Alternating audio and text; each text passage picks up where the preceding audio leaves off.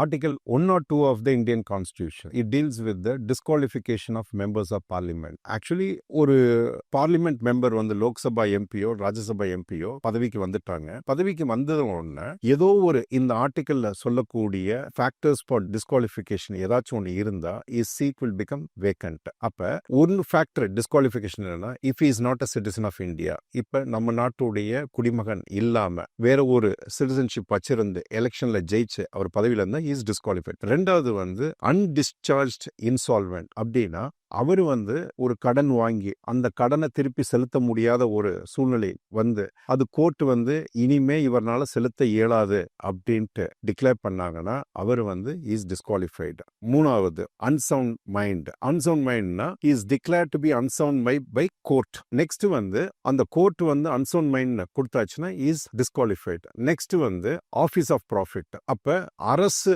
சார்ந்த பதவிகள், அந்த பதவி மூலமா அரசு கிட்ட இருந்து வரக்கூடிய வருமானம், அதாவது சேலரி இருந்துச்சுன்னா அவர் எலெக்ஷனுக்கு முன்னாடி he has to resign. அப்படி ரிசைன் பண்ணல அப்படின்னா then he is disqualified. இது தாண்டி வந்து எனி அதர் லா, உதாரணத்துக்கு ரெப்ரசன்டேஷன் ஆஃப் பீப்புள்ஸ் ஆக்ட், அதாவது எலெக்ஷன் சம்பந்தப்பட்ட சட்டம் இருக்கு இல்லையா, அதுல என்ன சொல்றாங்கன்னா ஏதோ ஒரு எம்பிக்கள் எம்எல்ஏஸ் இவங்க வந்து 2 வருஷத்துக்கு மேல ஒரு குற்றம் செஞ்சு தண்டனை பெற்றாங்க கோர்ட் அப்படின்னா they are disqualified.